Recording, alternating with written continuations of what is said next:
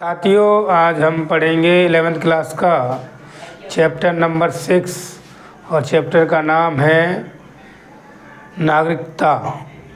और ये 11th class का चैप्टर नंबर 6 है और चैप्टर का नाम है नागरिकता। नागरिकता या हम इंग्लिश में कह सकते हैं सिटीजनशिप। पहला क्वेश्चन देखते हैं। नागरिकता को लोप किन परिस्थितियों में हो सकता है? नागरिकता का लोप किन परिस्थितियों में हो सकता है? तो ऑप्शन आ है विदेशी सेना में नौकरी करने पर, बा है अधिकारियों के प्रति उदासीन रहने पर, सा ऑप्शन है विरोधी दलों के प्रत्याशी को मत देने पर, दा ऑप्शन है सरकार के विरुद्ध न्यायालय में मामला प्रस्तुत करने पर। तो नागरिकता का लोप किन परिस्थितियों में हो सकता है? तो आंसर आ सही है, राइट है, विदेशी सेना में नौकरी करने पर नागरिकता का लोप हो सकता है। नागरिकता खत्म हो सकती है विदेशी सेना में नौकरी करने पर। अगला क्वेश्चन देखते हैं। अगला क्वेश्चन है दूसरे नंबर का। नागरिकता वह होता है जो आ ऑप्शन है किसी राज्य का सदस्य होता है, वो नागरिक होता है, या बा ऑप्शन है किसी नगर का निवासी होता है, वो नागरिक होता है, सा ऑप्शन है सरकारी नौकर होता है, वो नागरिक होता है, बा ऑप्शन है किसी नगर में नौकर होता है, वो नागरिक होता है। तो आंसर आ राइट है, ऑप्शन आ राइट है कि किसी राज्य का सदस्य होता है, वो नागरिक होता है। नंबर 3 क्वेश्चन है नागरिकता राजनीतिक बंधन का सूत्र है और यह इसकी प्रकृति पर निर्भर करता है कि वह कितना मजबूत है, ये कथन है। ऑप्शन आ है J.M. बोरवेल का, ऑप्शन बा है ब्लैकबेल इंसाइक्लोपीडिया का, ऑप्शन सा है D.H. मार्शल का, ऑप्शन दा है रॉबर्ट हुक का। तो ऑप्शन राइट कौन सा है? तो ऑप्शन राइट है आ J.M. बोरवेल का जो कथन है वो राइट आंसर है। ऑप्शन आ राइट आंसर है इस पर तीसरे नंबर प्रश्न का कि नागरिकता राजनीतिक बंधन का सूत्र है और यह इसकी प्रकृति पर निर्भर करता है कि वह कितना मजबूत है, ये कथन है J.M. बोरवेल का। चौथे नंबर का क्वेश्चन है इकहरी नागरिकता है, तो इकहरी नागरिकता कहाँ है? ये चौथे नंबर का क्वेश्चन है। तो इकहरी नागरिकता ऑप्शन है रूस में है, ऑप्शन बा है जापान में है, ऑप्शन सा है भारत में है, ऑप्शन दा है स्विट्ज़रलैंड में है। तो इकहरी नागरिकता ऑप्शन सा भारत में है, ऑप्शन सा आपका राइट आंसर है। क्वेश्चन नंबर 5वां है निम्न में से किस आधार पर नागरिकता प्राप्त नहीं की जा सकती? निम्न में से किस आधार पर नागरिकता प्राप्त नहीं की जा सकती या नहीं होती? तो ऑप्शन आ है विवाह द्वारा, ऑप्शन बा है वंश द्वारा, ऑप्शन सा है जन्म द्वारा, ऑप्शन दा है व्यवसाय द्वारा। तो नागरिकता आप व्यवसाय द्वारा प्राप्त नहीं कर सकते, बाकी विवाह द्वारा नागरिकता प्राप्त कर सकते हैं, वंश द्वारा नागरिकता प्राप्त कर सकते हैं, जन्म द्वारा नागरिकता प्राप्त कर सकते हैं, व्यवसाय द्वारा नागरिकता प्राप्त आप नहीं कर सकते। किसी देश में जाते हैं और व्यवसाय कर नागरिकता प्राप्त करेंगे तो आपको नागरिकता नहीं मिलेगी।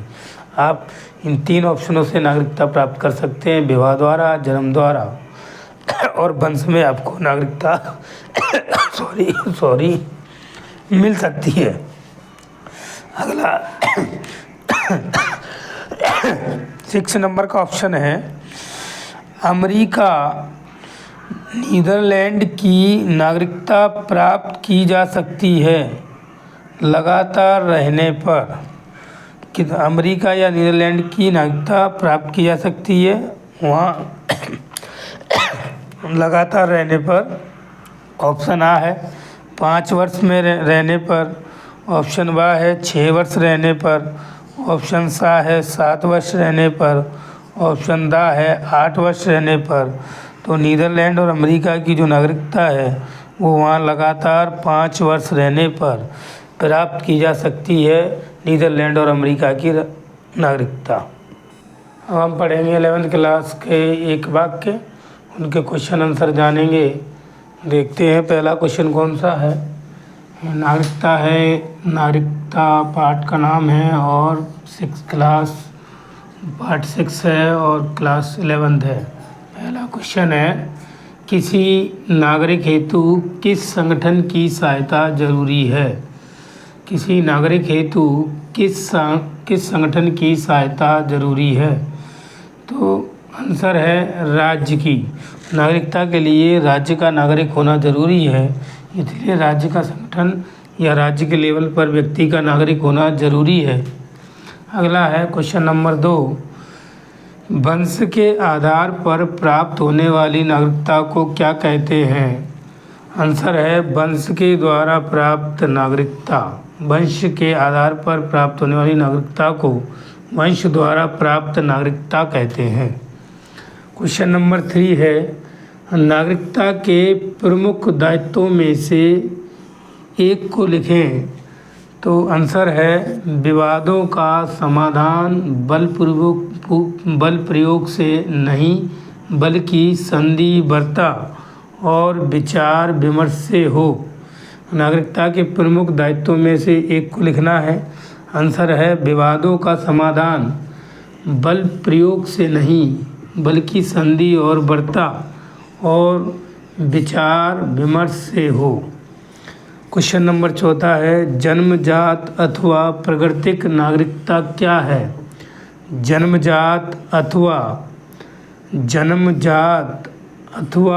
प्राकृतिक नागरिकता क्या है? आंसर है वह नागरिकता जो उस राज्य में जन्म होने या वंशानुगत आधार पर प्राप्त होती है। जन्मजात अथवा प्राकृतिक नागरिकता क्या है?